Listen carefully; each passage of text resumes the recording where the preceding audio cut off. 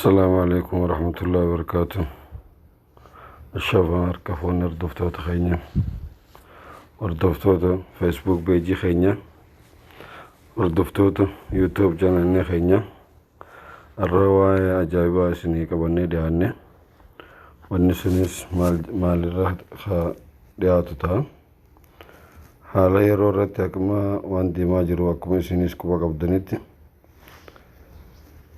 abashoonni amma nafxanyoonni OMN cufuu irratti waan yaalii godhu jiraniif kanaaf nutis dura buune YouTube keenya fayyadamnee Facebook fayyadamnee sagalee teenya fayyadamnee akkuma isaan OMN cufuu yaalii godhanitti nutis miidiyaalee isaanii riipoorti godhuu yaalii goonaa jechuudha.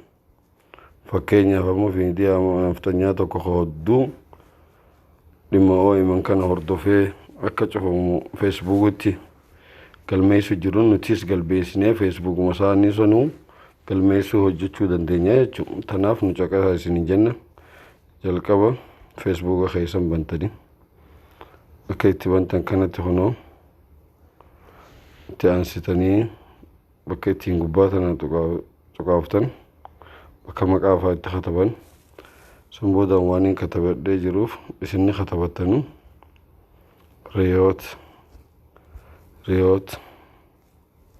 يفهموا ريوت ياما هنا خيتين قبا هنا أمارنيا خطبي هنا أكنا قوتني بنتني سنبودا هنا في بيجين ساني أكنا قوتني بنتني سنبودا يو دران لايكي سنيتي جراتي لايكي تنا قبا فوتلال أسر راي gubbaa fuutan akkana gootanii sun booda an laayikii kana tuqxanii laayikii san gubbaa fuutanii jechuun amma akka ilaaltanii gartanii kanatti itti aansee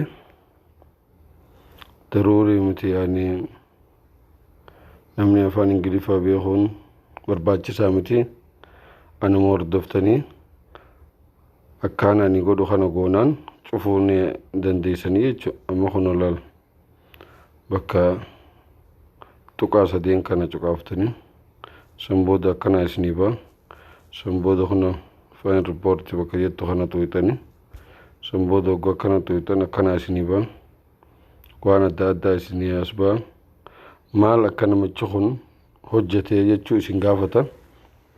Isin amma hot speech jechuu kana filattanii jechuu kunoo kana jechuu haasawa jibbansaa jechuudha jechuudha. Haasawa jibbansaa oofaa beejiin kun jetteeti riipootii kana damee Facebook warra qabutti galfattaa jechuudha. Amma kun akkuma ilaaltanii agartan kanatti nagastii kana tuqxanii jechuudha. Kun ammoo oguu nagastii kana tuqxan thank you sin jaan jechuudha.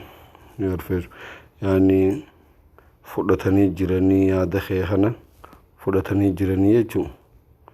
Kanaaf amma yoo as tuqxe andoo yoo tuqxe if duuba si deebisa. Ati kanan tuqxe ammoo kana tuquu qabdaa jechuudha. Kunoo kana ogguu tuqxe khalaas riipoortii galchitee jirtaa jechuudha. Akkana hoddommaannee hodduun keenya akkana galfate waan bu'aa buusaa jechuudha. Kanaaf jabaannee akka itti fufnu ta'a. Hodduu galatooma waan nu hordoftaniif YouTube channel keenya subscribe fi like godhuu hin dagatinaa. Baay'ee galatoomaa isiniin jenna.